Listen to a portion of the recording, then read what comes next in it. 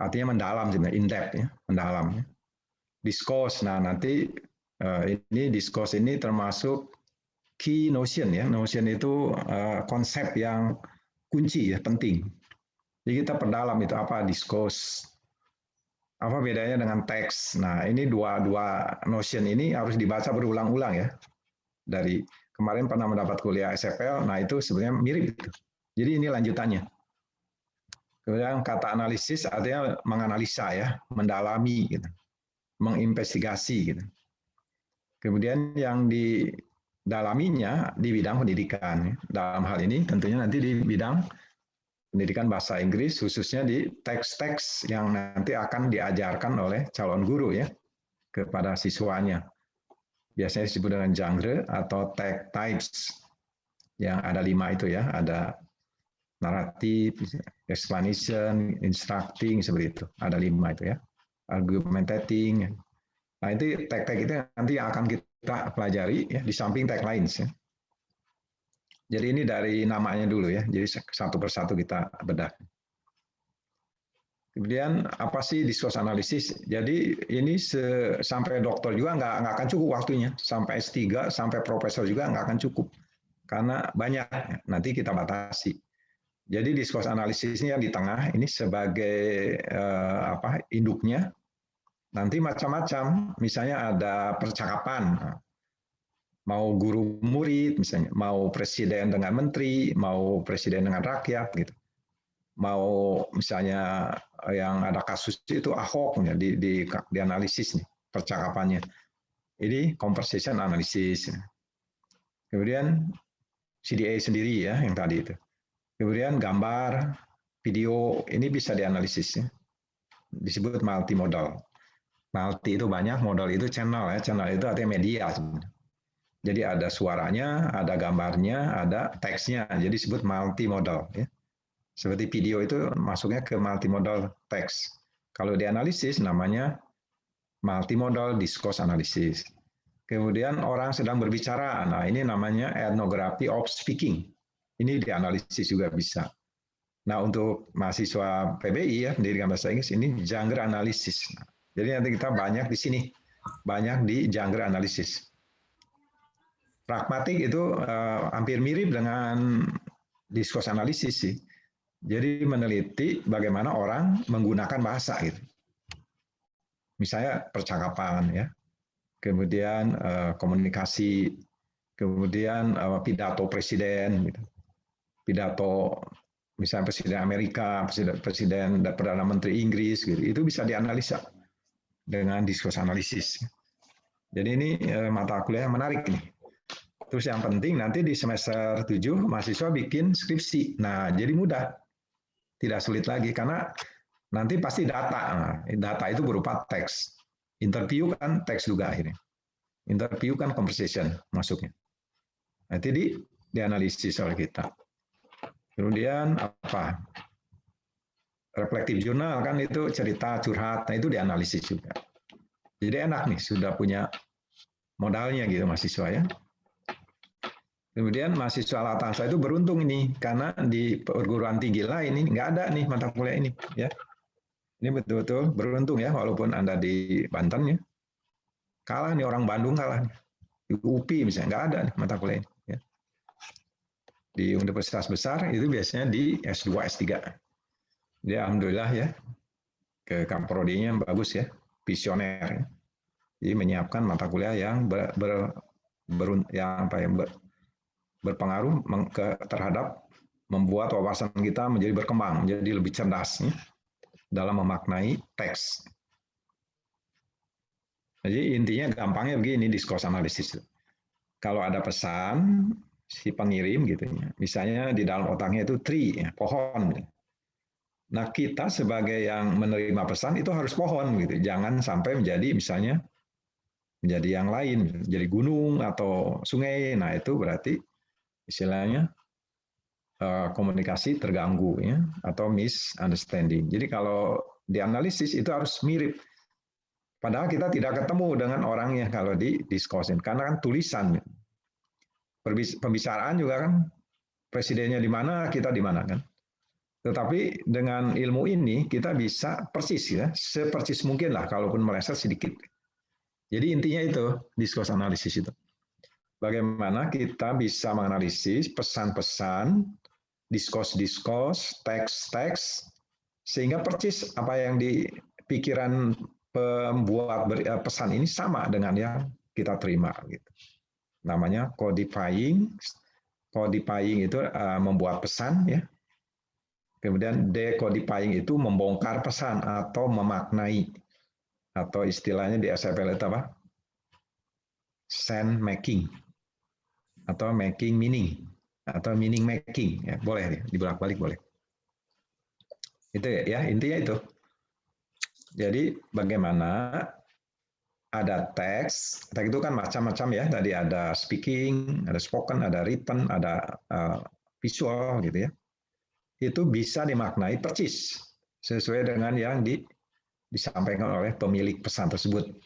Intinya begitu. Tinggal banyak alat-alatnya ya, banyak alatnya. Nah, ini tokoh-tokoh yang nanti akan kita cuplik-cuplik ya sedikit-sedikit.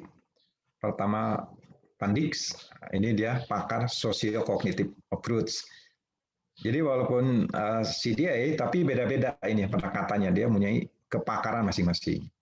Kalau ini pendekatannya kognitif, sosial. Ya. Kemudian Parclub ini lebih ke dialektik, jadi dialog, bagaimana dialog antara satu partisipan dengan partisipan lain.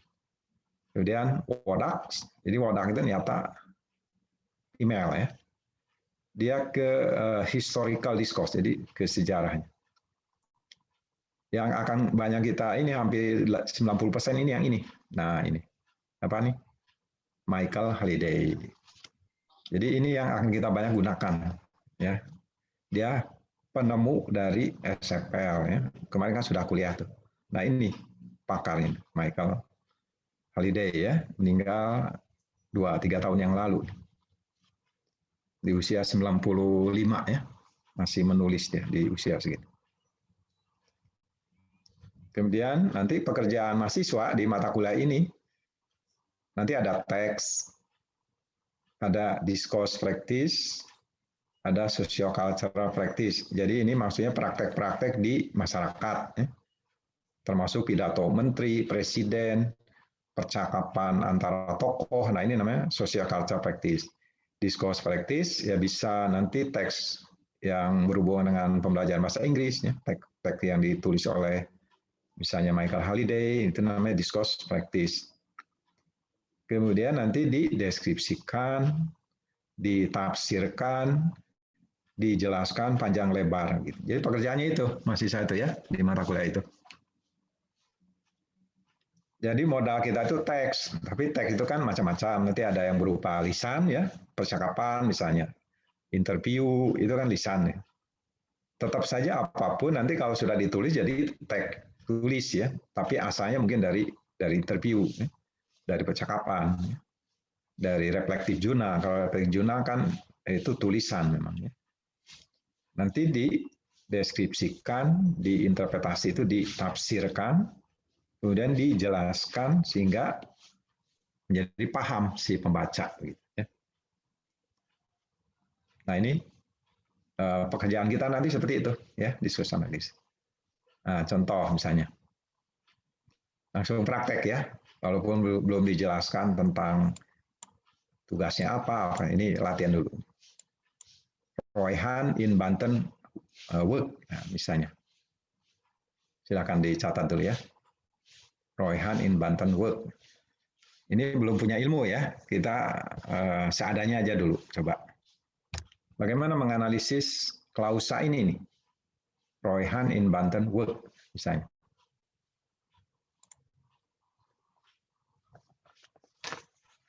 Coba, siapa yang atau butuh waktu dulu mau di breakout room atau langsung di sini aja?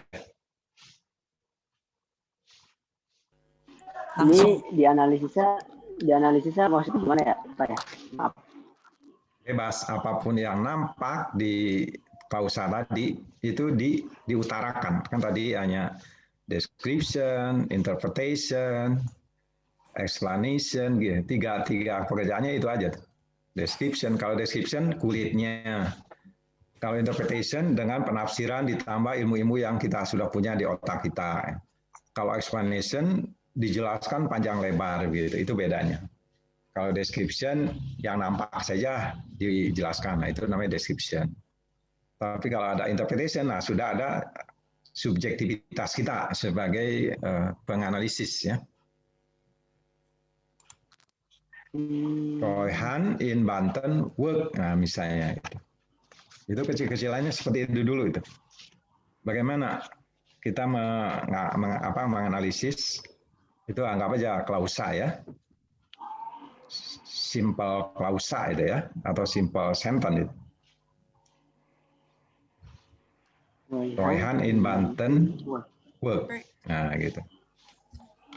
Silakan, ada yang punya pendapat? Nah ini bergantung nanti kepada skemata mahasiswa atau si penganalisis. Ada yang panjang, ada yang pendek, nggak masalah. Itulah diskus analisis. Kalau pendek, nanti kalau misalnya mengirim artikel ke jurnal, nanti kan diedit atau direview sama reviewer. Gitu. Berarti nanti ada kekurangan. Nah, dari situlah kita bisa bertambah pengetahuannya. Jadi dari negosiasi dengan reviewer, kalau di kampus dengan dosen, begitu ya, diberi feedback. Nah, dari situ masukan.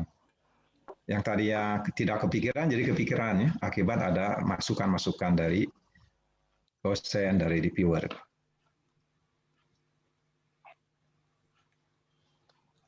Royhan, coba ada masukan nggak?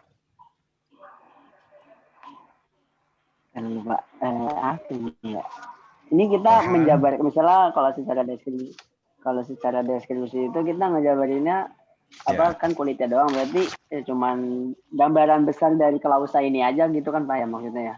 Ya, itu namanya description. Tapi boleh explanation kalau mampu gitu kan. Kalau enggak apa-apa. Malah kalau ditafsirkan secara description aja. Ya.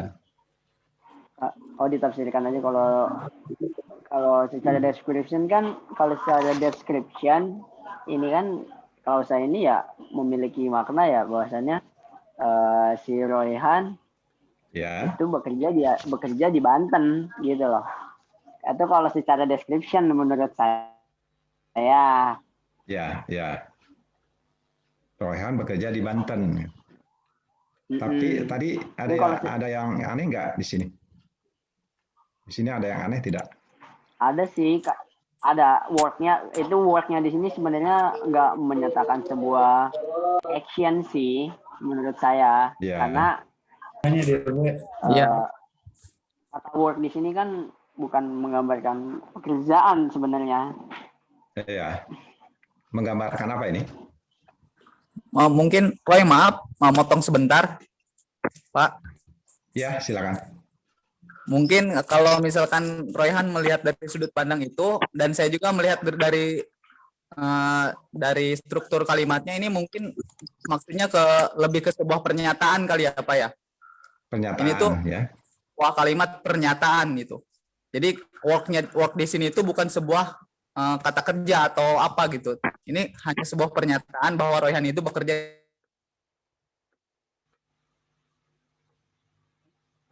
Dari kenampakan ini secara fisiknya aja di luar. Worknya ada di belakang.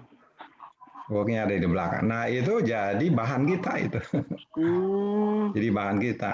Itulah yang akan dianalisis. Kan Anda belajar bahasa Inggris itu kan Roy Hunt misalnya subjek gitu ya. Setelah subjek itu verb. Nah, tidak ada setelah subjek misalnya langsung adverb. Preposition. Iya. Ini adverb, iya ini adverb of time ini ya, Banten ya. Ya didahului dengan preposition in ya. Iya. Jadi work-nya tidak lazim gitu misalnya. Ya. Nah itulah yang jadi bahan cerita. Itu yang dimaksud. Itu. Iya. Ya gimana ceritanya gimana? Kita jadi bertindak sebagai reviewer di sini gitu.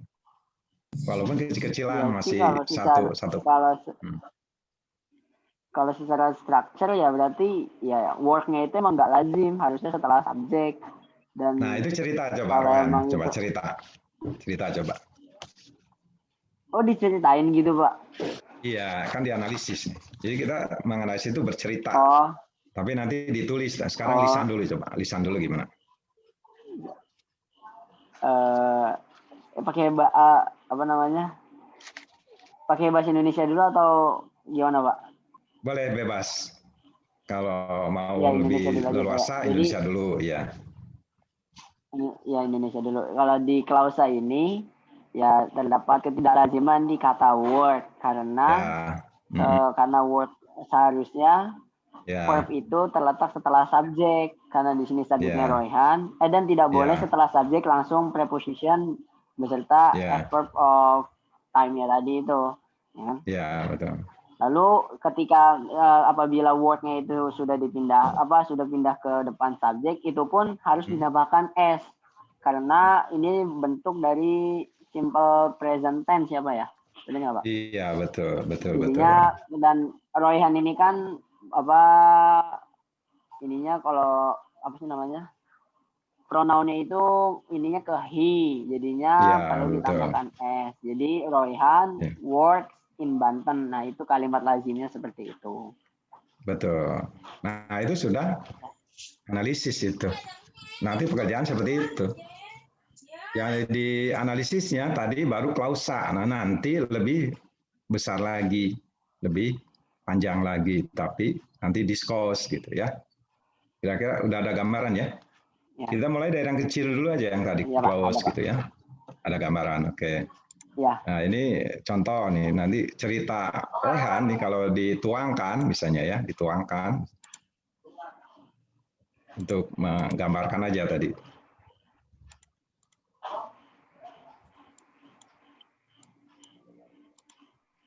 Tadi kan Royhan ya. Terus Ya. in Banten work.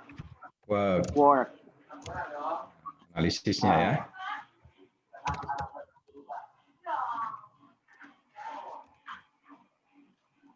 Nah, misalnya you cannot gitu. You cannot misalnya apa? Have Cannot put the verb at the end gitu. Of the clause. Tapi it has to go after the subject. Gitu. Oh, after Royhan.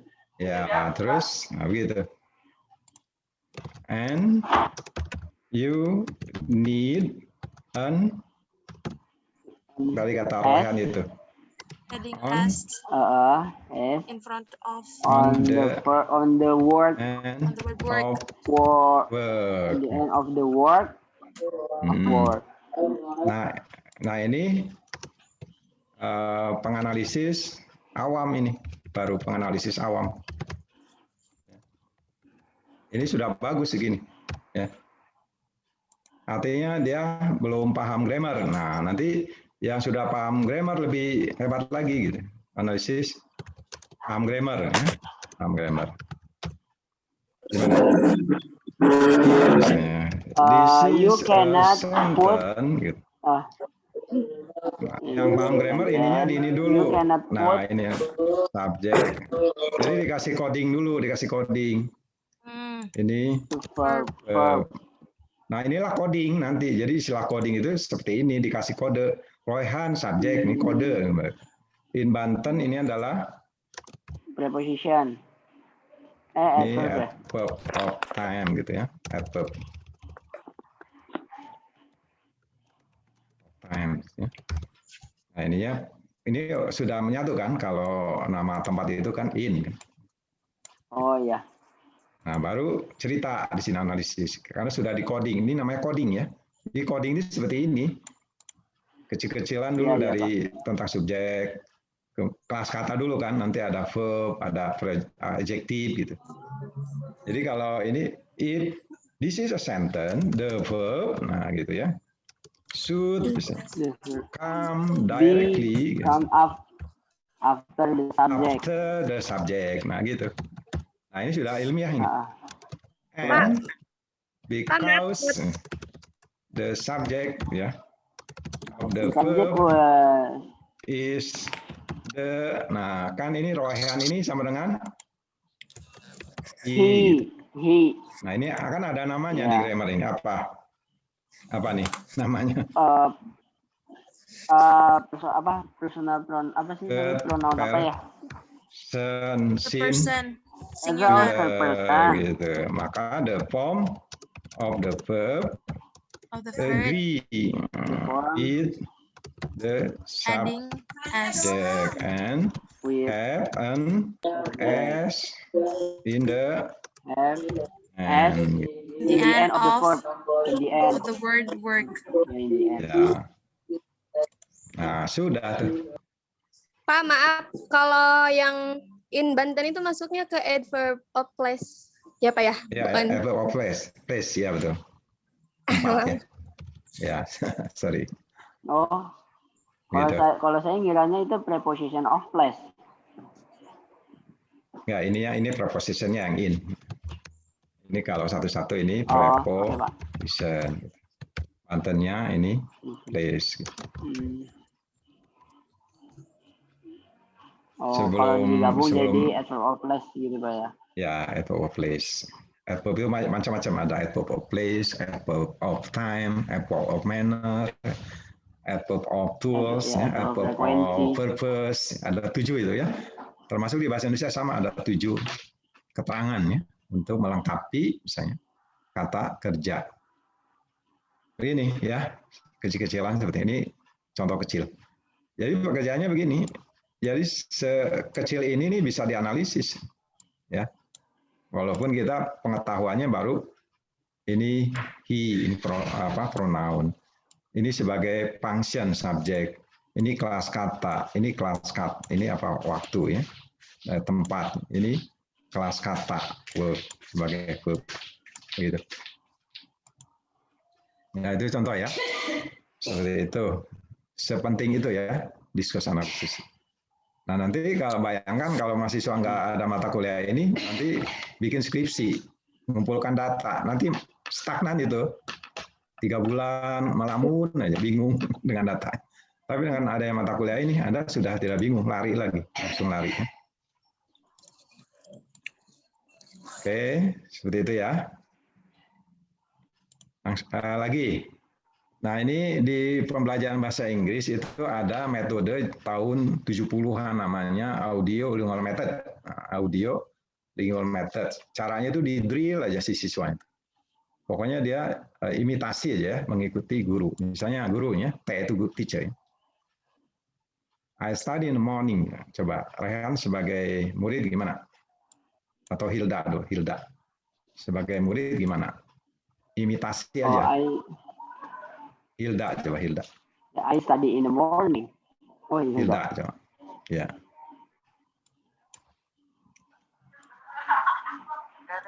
Hilda. I study in the morning. Coba sebagai siswa ngikuti guru. Ikuti.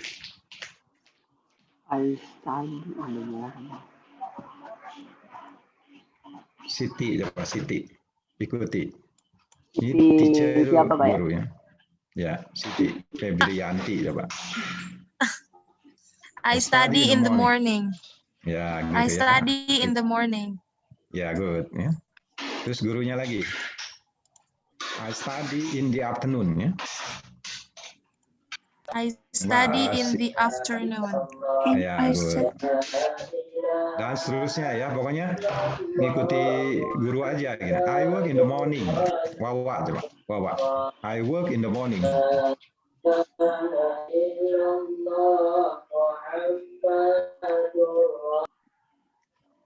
Wawa, silakan. Ikuti guru. I work in the morning.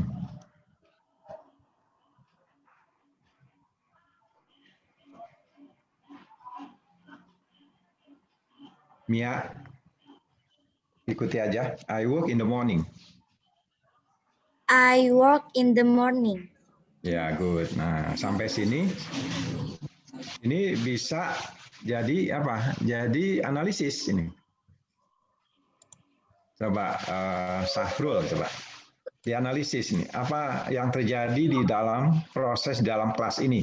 Nah, kita sebagai pengamat ya, penganalisa ini cuplikan kegiatan belajar di guru di dalam kelas ya, mengajarkan bahasa Inggris mungkin young learners ya, dengan menggunakan audio lingual method dengan cara latihan-latihan terus drills. Ya. Coba dianalisis.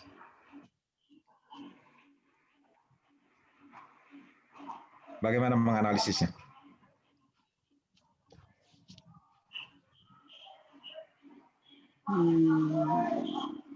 Siti Hafsah, coba silakan. Nggak apa-apa ya, description aja, kulitnya aja dulu nggak apa-apa. Atau Isma silakan.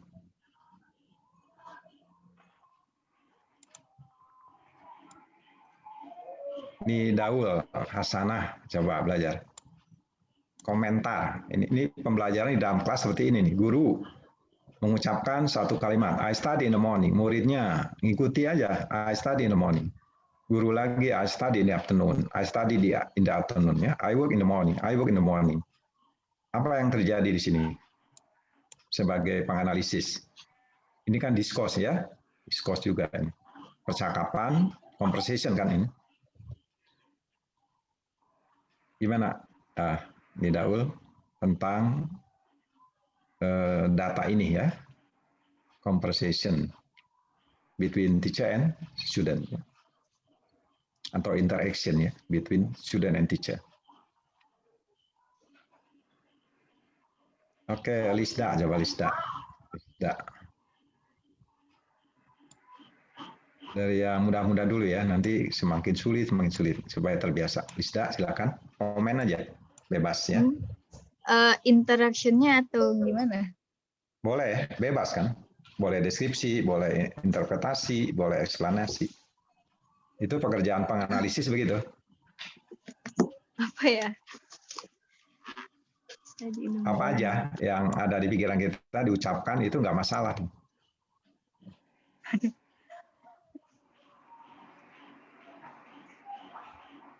Nabhan coba, Nabhan. Aku udah tahu.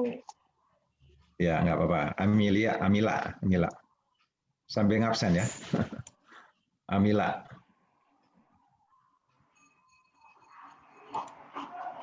Oke, yang bersedia aja nggak apa-apa ya. Hani Nurul, apa yang terjadi di sini? Saya Pak, saya bersedia Pak. Siapa? Saya Pak. Ya, Jadi silakan. yang terjadi, saya izin menjawab, yang terjadi Ya, di dalam silakan. kelas ini antara si guru, dan si murid, bahwasanya si guru Ya. ingin memerintahkan si murid itu untuk mengulangi apa yang guru tersebut ucapkan. Gitu. Yeah. Jadi kayak contohnya ketika guru mengucapkan I study in the morning, mungkin si guru memerintahkan si muridnya, okay, say it after me or repeat the sentence, repeat my sentence, I study in the morning gitu. Ya. Jadi selama pembelajaran ini ya perintah si guru mungkin hanya satu, yaitu si anak-anak untuk mengikuti apa yang guru tersebut ucapkan. Seperti itu. Ya, betul. Begitu ya. Nah, itu sudah satu analisis ya. Misalnya kalau sudah paham tentang teori belajar, nanti belajar tentang teori of learning, kita bisa masukkan konsep itu, konsep teorinya. Jadi misalnya begini, dalam percakapan antara guru dan murid, di sini nampak guru menggunakan teori belajar behaviorisme, misalnya behaviorism ya.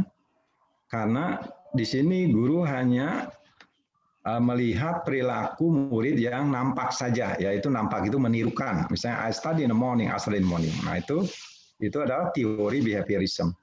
Di dalam hal ini guru sama sekali ignore itu tidak mengindahkan tentang bagaimana kegiatan mental siswa. Nah, mental itu adalah kognitif, begitu ya. Itu jadi analisis. Nah, jadi artinya apa? Jadi analisis itu bagus atau tidaknya akhirnya bergantung kepada pengetahuan si penganalisis ya. Background knowledge-nya gimana gitu. Jadi tidak boleh kecil hati, seadanya dulu, nanti kurang apa? Oh, kita kurang teori.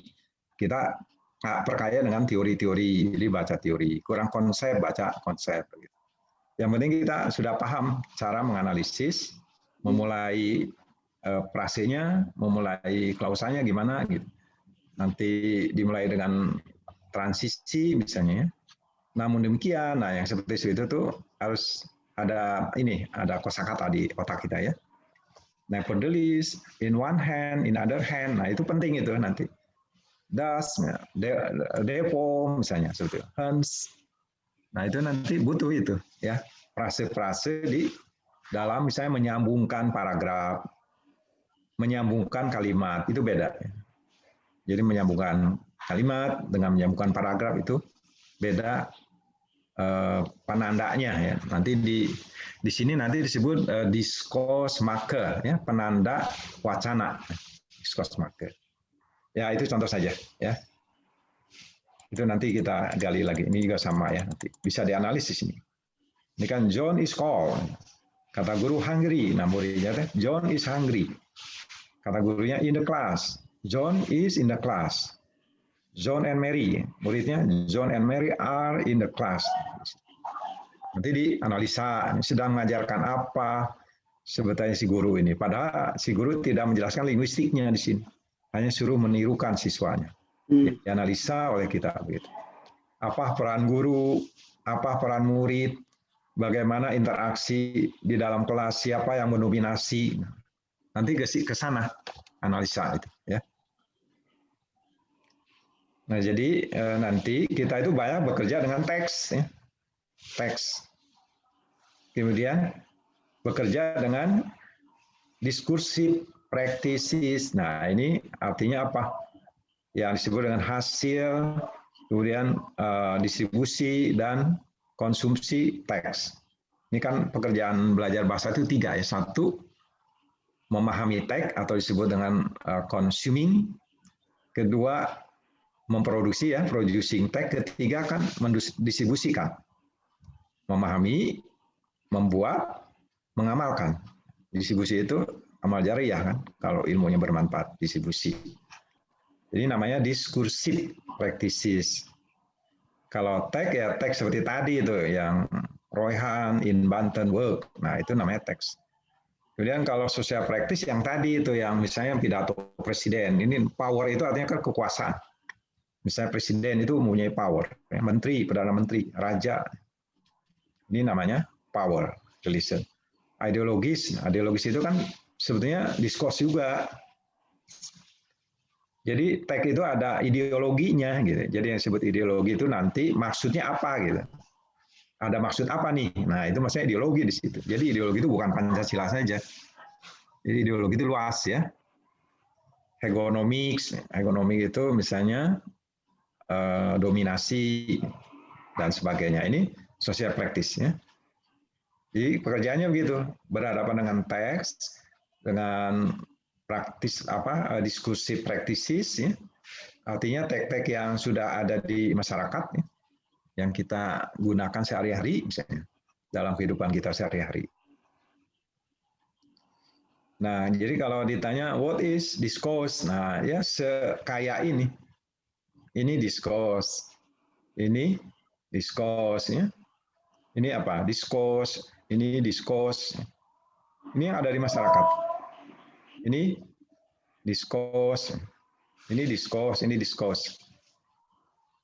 Coba kalau ini mungkin gampang ya. Coba siapa? Isma, kan sudah nonton filmnya nih. Apa nih? Cerita apa nih? Yang gambar ini nih. Ceritakan. Dia analisis. Ini gambar apa ini? Isma. Ini mah gampang nih.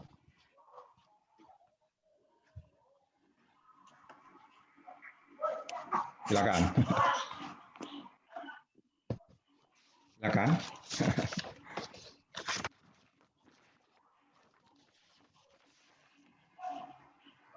Malu-malu nih.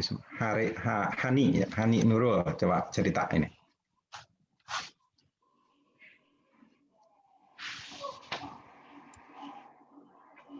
Oh ya, Nadia, coba Nadia cerita nih apa yang ada di pikiran Nadia tentang diskurs ini ya.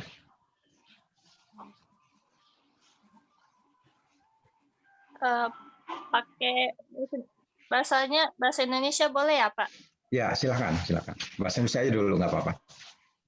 Oke. Ceritanya tuh Milea menelpon Dilan gitu. Udah. Ya, terus? Apa ya? Mau beli iPhone X. Kata Dilan, jangan iPhone X mahal. Gitu aja. Itu aja ya. Nah, itu deskripsi. Ada interpretasi nggak dari Hani? Kalau deskripsi yang apa adanya, nah, interpretasinya apa tentang diskurs ini? Ini berupa visual. Nah, ini visual diskurs. Iya. Gimana? Kurang tahu deh. Kurang tahu, nggak apa-apa ya. Kalau Ya. Nabhan, interpretasinya apa gambar ini?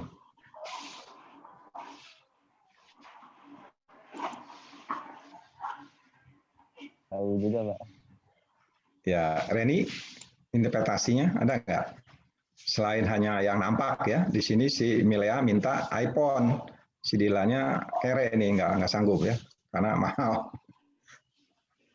Selain itu apa? Interpretasi apa ini dari gambar ini? Ada ideologi apa? Nah, itu yang disebut ideologi itu begitu. Maksudnya apa ini? Kok muncul gambar ini? Kan ini nggak ada di film kan? Iya, Pak. Ini perbuatan netizen kan? Ini kerjaan netizen ini. Wah, meme kayaknya, Pak. Tentunya Meme. ada maksudnya. Iya, meme ini. Apa Oh, maksudnya ini? mungkin Gitu. ya Nah, maksudnya ya gambar itu mengabarkan bahwa mengandung pesan bahwasannya ya nah itu harga mengandung pesan. iPhone Nah, itulah X ideologi itu ya. mahal. Oh, itu ideologi, Pak ya? Nah, ideologi itu mengandung pesan. Nah, itulah ideologi itu. Yang disebut ideologi itu pesannya itu apa? Pesan apa ini? Itu Karena yang harus digali. Pesannya mungkin di situ bahwa yang menyampaikan kalau iPhone bukan iPhone sih, kalau harga iPhone itu harga iPhone X itu ya emang mahal gitu loh, Pak. Jadi memberitahu ke Itu bukan, Pak. pembaca iPhone X itu mahal gitu ya. Iya, Oh, gitu. Boleh. iya. Gitu. Saya juga punya pandangan lain, Pak. Boleh? Iya, silakan. Abah. Boleh. Iya, silakan. Oke. Bebas. Jadi dari Nah, gambar meme tersebut itu kan di percakapannya kan bukan yang seperti pada gambar, dan iya. yang sering kita ketahui tentang Dilan dan Milea itu paling kata-kata rindu, dan kata Iya. Dilan itu jangan rindu itu berat. Nah, yang dimana artinya itu kan selalu sanggup nih. Tapi Iya. ketika dijadikan meme dan si minta iPhone X, ternyata Dilan Iya. nggak sanggup. Tuh, Pak. Artinya apa tuh? Nah, artinya interpretasi Interpretasinya. ya bahwa Dilan sanggup itu, dan untuk membeli iPhone X itu Dilan ada juga Dilan nggak sanggupnya gitu. Ya, gitu Kecuali ya. Rindo bisa Dilan. iPhone-nya nggak bisa ya. Ya, di sini ada ideologi. Jadi ini untuk menyindir cewek-cewek matre ya. Cewek-cewek matre ini. Sebenarnya memenya untuk yang cewek-cewek matre yang suka minta ke pacarnya itu yang mahal-mahal gitu. Nanti bisa diceritakan jadi 2 paragraf, 3 paragraf gitu. Iya, karena ini kan masih bergantung ke orang tua kan, si Dilan itu. Iya. Jadi cewek itu jangan matre gitu maksudnya. Ini begitu pesannya. Ya. Kalau di sini gambar yang ini nih, anak coba dibaca Nina apa? Kalau dianalisis gimana Nina? Jangan suka body shaming. Jangan suka body shaming. Gambar kedua apa ya? Jadi kalau Pesannya jangan makan banyak-banyak, Pak, karena nurunin berat badan itu nggak segampang makan. oh iya gitu ya, betul. Tapi itu ada di film nggak nih? Kata-kata ini ada Nggak di ada, film Pak. nggak? Nggak ada. Nggak ada, Pak. Berarti penjelasannya gimana? Itu mem. Dalam percakapan, gitu kan. Nanti kita nulis tuh, dalam percakapan di film Dilan Milea 1990, Dilan menggoda Milea, nah misalnya dengan gombalan jangan rindu, ya, karena berat, kau tak akan Rindu itu sanggup. berat. Misalnya. Namun di gambar ini netizen, nah gitu kita menulis, memplesetkan gitu ya, godaan tersebut dengan bilang ke Dilan yang berat itu nurunin berat badan, bukan rindu gitu. Jadi ini meme juga meme-nya. Nah itu menarik sekali diskus analisis itu ya. Nah jadi nanti kita bahas di pertemuan berikutnya, ini sekilas-sekilas. Nah ini sebanyak ini nanti teori-teori itu, tapi kita tidak pakai semua, tidak. Tapi ini menggambarkan saja.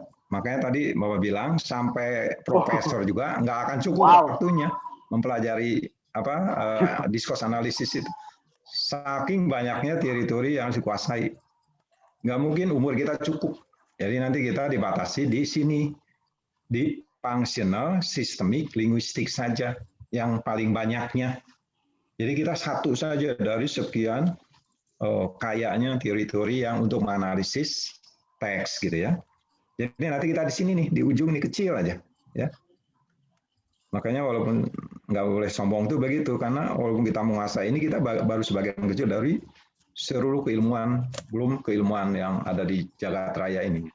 Jadi kita ini nggak boleh sombong itu di situ. Jadi harus rajin, terus memang ilmu itu banyak, umur kita pendek, jadi kita harus fokus gitu ya. Jangan semua dipelajari, nanti ada yang nggak ada yang ahli, nggak berharga kita ini. Tahu banyak tapi tidak mendalam. Lebih baik tahu sedikit tapi mendalam. Nah itu akan menjadi bekal hidup ya. Ingat itu. Tahu sedikit mendalam itulah menjadi bekal hidup. Daripada tahu banyak tidak menjadi keahlian. Kita tidak berharga ya. Kalau tahu banyak itu tidak berharga. Tapi tahu sedikit tapi mendalam itulah yang menjadi berharga. Ya, itu yang disebut pakar itu. Dia tahunya sedikit tapi dia sungguh-sungguh bertahun-tahun dia investasi waktu untuk mempelajari hal yang sedikit itu. Itulah tujuan belajar ilmu di dunia. Jadi kita fokus satu aja. Jangan serakah ya. Jangan serakah. Nah, nanti ini sekilas ya, nggak akan dibahas karena ini pendahuluan. Jadi ada kunci-kunci, konsep-konsep, ide-ide, konstruk-konstruk, namanya sama nih ya, notion, ide sama konsep, konstruk ya. In studying discourse analysis. Nah, ini nanti dibaca di rumah ya untuk pertemuan berikutnya. Misalnya meta functional meaning, pelajari lagi. Ini kunci-kunci untuk mempelajari discourse. Context and text, pelajari lagi dimulai dari bunyi, tulisan, vocabulary, grammar, makna, ya, pragmatik, kemudian konteks situasi, konteks budaya, sampai ke yang tadi itu, discourse dan ideologi. Nah ini kunci-kuncinya nih. Ya. Ini alhamdulillahnya mahasiswa sudah dapat kemarin tuh mata kuliah SFL. Ini membantu hari ini. Ya. Oke ya, nanti dikasih slide. Kedua ya sama tuh ya. Jadi kita harus tahu bahwa makna itu berlapis. Dimulai dari kata-kata, bunyi, kosakata, makna, kemudian budaya. Konteks budaya itu disebut jenis teks. Nah, itu disebut context of culture. Naratif, recon, nah itu adalah konteks of culture atau konteks budaya. Konteks of station yang kemarin di SFL disebut register. Nanti baru jadi ideologi. Ini pelajari lagi ya. Genre, nah genre itu ada 5, ada narrating, instructing, describing, explaining, arguing.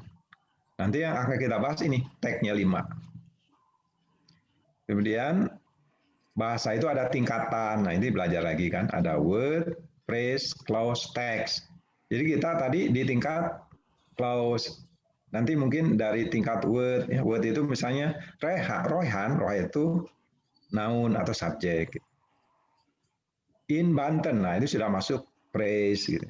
Clause-nya digabung tadi, Royhan works in Banten, nah itu yang benar ya. Nah, nanti ditambah kalimat lain baru jadi teks. Di luar teks ada konteks. Nah, jadi ini kata-kata kunci yang harus dipelajari ya.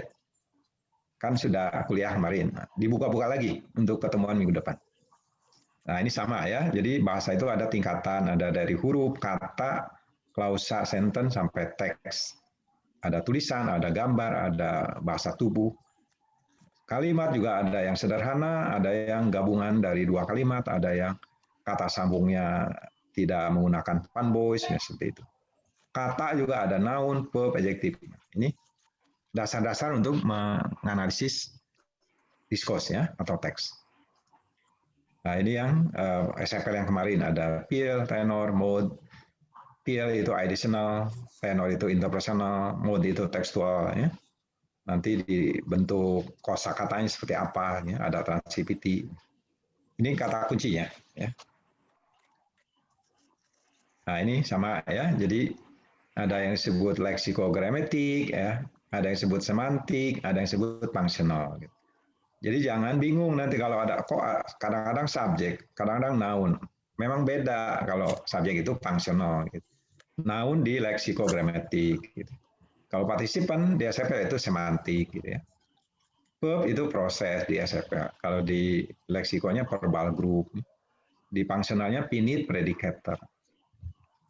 Nah, ini gabungan tradisional dan SFL.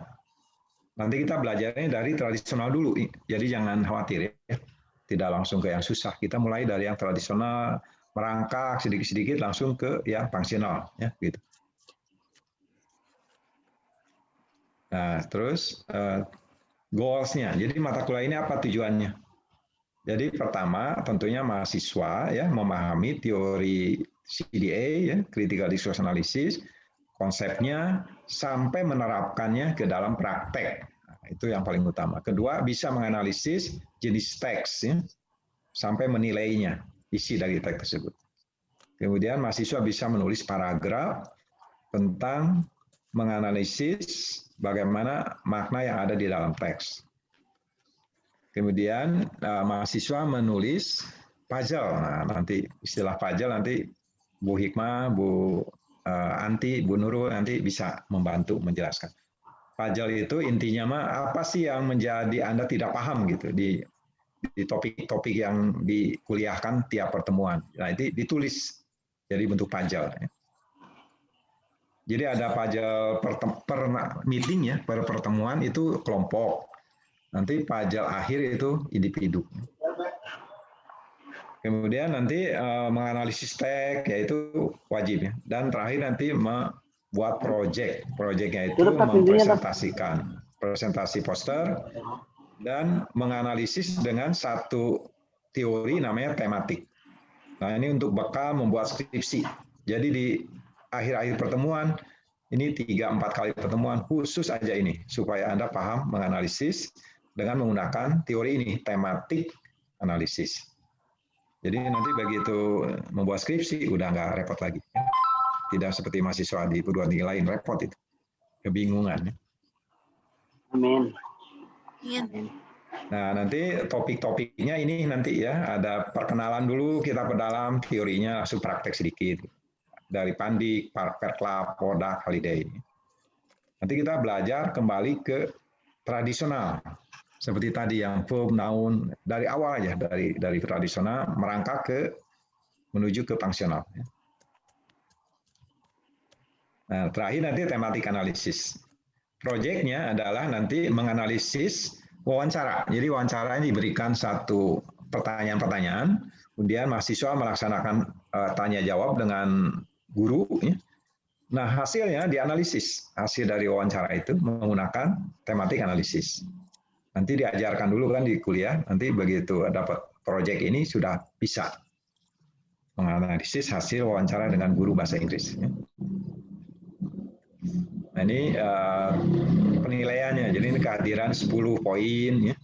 Menulis puzzle tiap pertemuan 10 poin. Nanti presentasi poster ya, ini diupload di YouTube, ya. Channel Latansa nanti 15 poin. Terus melakukan proyek yang tadi, mewawancara, hasil wawancaranya dianalisis menggunakan teori tematik analisis ini 20 poin.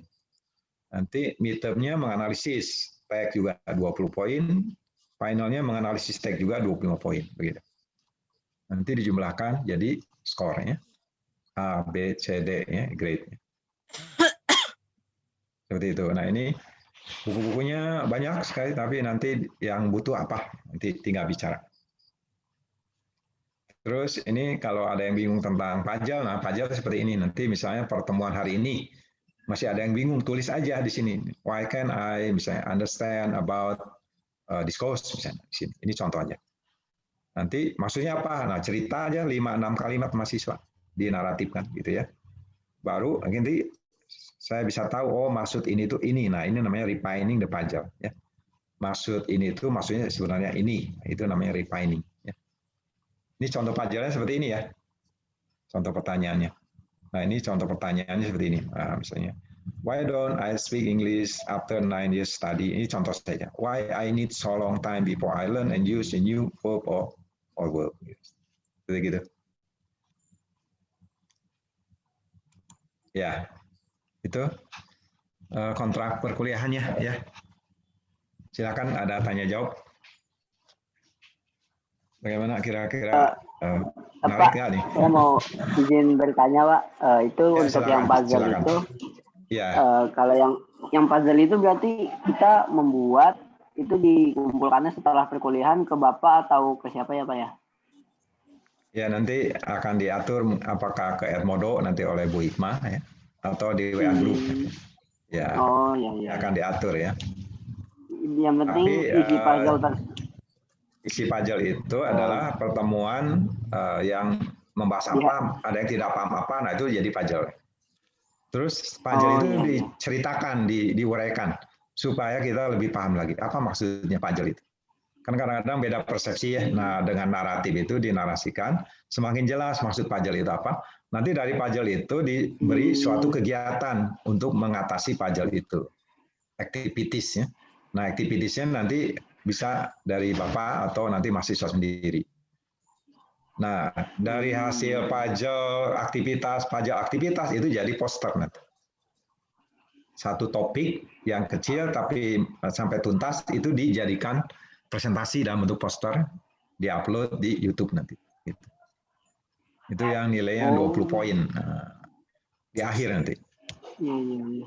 Yang poster itu, Pak ya. Jadi semua kumpulan puzzle kita selama perkuliahan disatukan Dipilih dijadikan satu. poster itu, Pak ya. Dipilih satu. Pilih satu.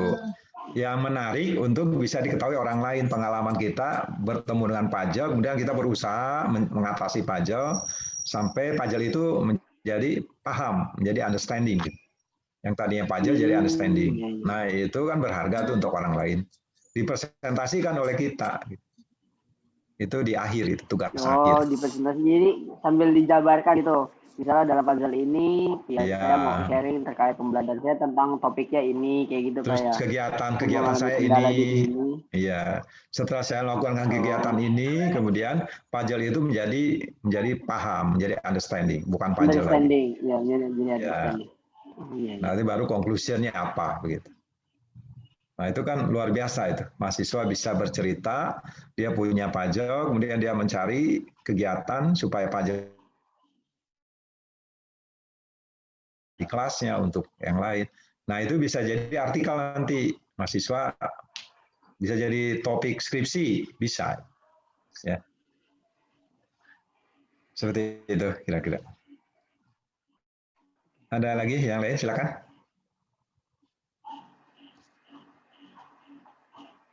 Dari saya sih itu aja sih, Pak. Ya, silakan. Yang lain, silakan.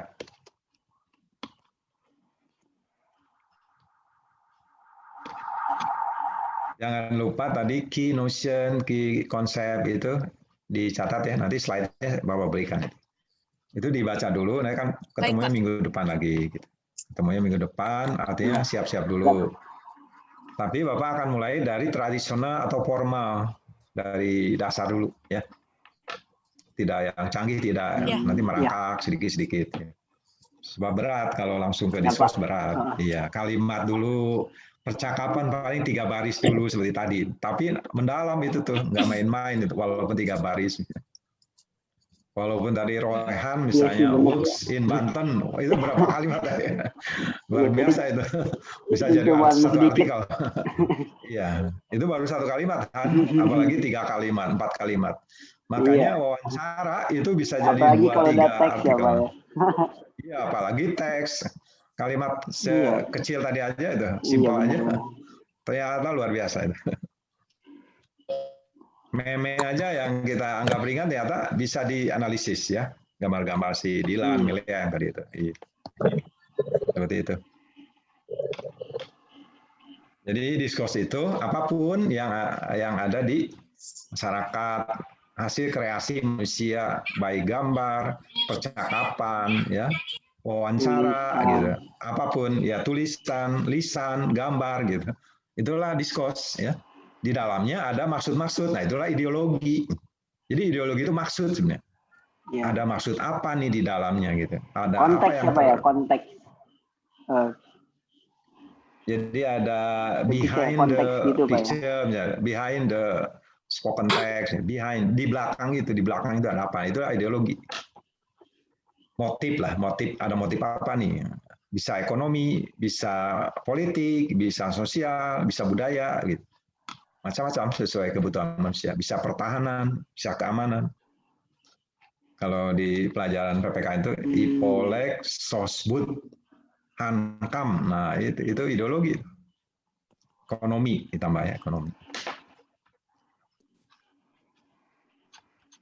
Ya, silakan yang lain. Yang lain silakan. Jadi ini tuh sebenarnya kita sebenarnya tuh ini Pak ya, kita belajar di academic discourse ini tuh lebih untuk memahami konteks-konteks dari kayak misalnya kayak teks, kayak percakapan tadi, kayak apa namanya tadi tuh teks, percakapan, lalu ya, pembicaraan, gambar, gitu Pak ya. Gambar.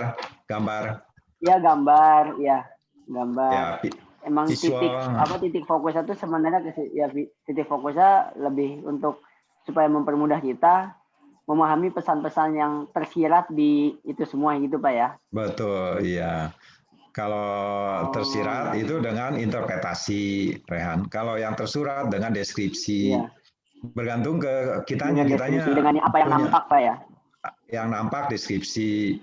Tapi di balik yang tidak nampak kita bongkar, kita bedah. Nah, itu namanya interpretasi. Diuraikan panjang lebar namanya eksplanasi, explanation. Explanation itu lebih panjang lebar, lebih detail, gitu, lebih rinci. Makanya nanti bedanya teks deskriptif. Ya, silakan.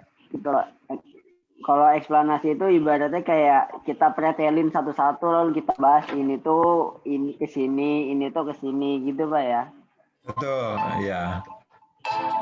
Ini dibuka lagi jenis teks itu, explanation dengan deskriptif itu beda. Kalau deskriptif kan menjelaskan kucing misalnya. My cat is brownie. Nah, ceritanya satu kucing, nah itu deskriptif. Tapi kalau explanation menjelaskan tentang tsunami, terjadinya gunung meletus, itu explanation. Jadi lebih panjang lebar, lebih ilmiah. Gitu. Itu namanya explanation. Interpretatif, nah itu penafsiran kita. Ingat, penafsiran bisa salah, nggak masalah. Namanya juga penafsiran. Nanti dikritik lagi oleh penafsiran orang lain. Nah, itulah berkembanglah ilmu peradaban itu dari saling melengkapi, jangan saling menyalahkan. Yang tidak boleh itu saling membodoh-bodohkan, nyalahkan ini tidak boleh. Yang boleh itu melengkapi. Yang ini ada kekurangan dilengkapi gitu. Tapi tidak boleh menyalahkan yang pertama gitu ya. Teori belajar juga begitu kan, dari behaviorism kan itu menurut kognitivism itu kurang bagus. Tapi kan tanpa adanya behaviorism kan nggak ada pembelajaran untuk anak-anak, kan repot. Anak-anak dikasih linguistik nggak mungkin. Tetap harus ada imitasinya, drill, practicing. Untuk usia anak kecil, tapi udah dewasa jangan behaviorism lagi. Ganti dengan sosio-konstruktivism. Iya. Tapi kita sebagai akademisi harus paham historinya supaya kita jangan terlalu jumut, jangan taklid gitu. Jadi akhirnya jadi fanatis. Nah itu karena kurang keilmuan sebetulnya. Kalau kita ilmunya luas itu nggak akan kita membodoh-bodohkan orang karena tahu ilmu itu saling melengkapi gitu ya. Seperti gitu kira-kira. Ya. Ada lagi? Silakan. Tugas-tugasnya jangan lupa ya, pahami karena itu menyangkut skor Anda nanti. Dan Iya, Bapak Pak. berharapnya itu A semua ya. A semua. Amin, Pinginnya A ya semua. Allah, Ya. amin. Ya Pak, mohon mohon bimbingan dan ya. bantuannya Pak ya selama 1 semester ke depan. Mumpung masih di awal, jadi Ya. semoga kita. Ya, walaupun Bapak dosen tamu, tapi tidak setengah hati ya memberikan ilmunya full ya. Ya Pak. Full Ya. 100%. Nanti dibantu oleh Bu Hikmah, Bu Anti ya. Ya Pak. Jadi Bapak punya apa? Support di sana. Bu Anti, Bu Hikmah itu membantu. Ya. Doain kita juga Pak ya supaya bisa mengikuti pelajaran Bapak dengan baik, dengan lancar, Ya, amin, tanpa ada amin. gangguan sinyal, gangguan kesehatan segala macam.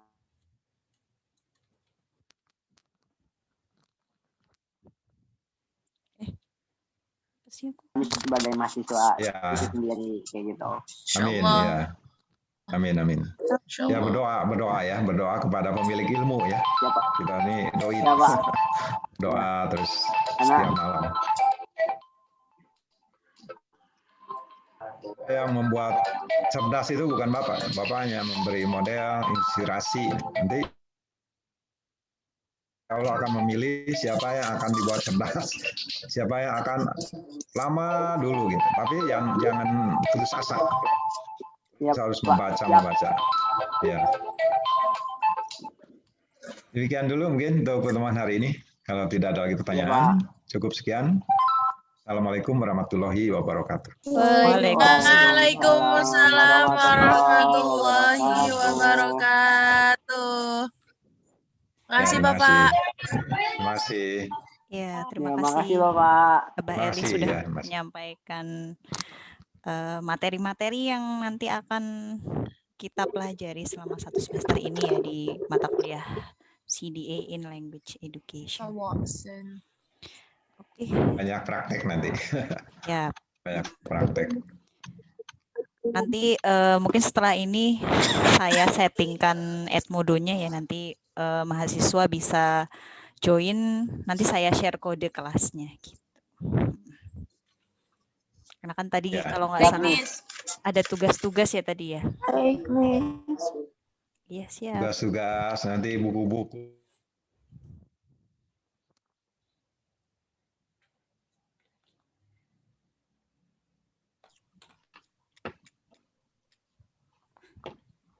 Demikian. Bu Hikmah mungkin Abah pamit dulu, Bu Anti ya, pamit.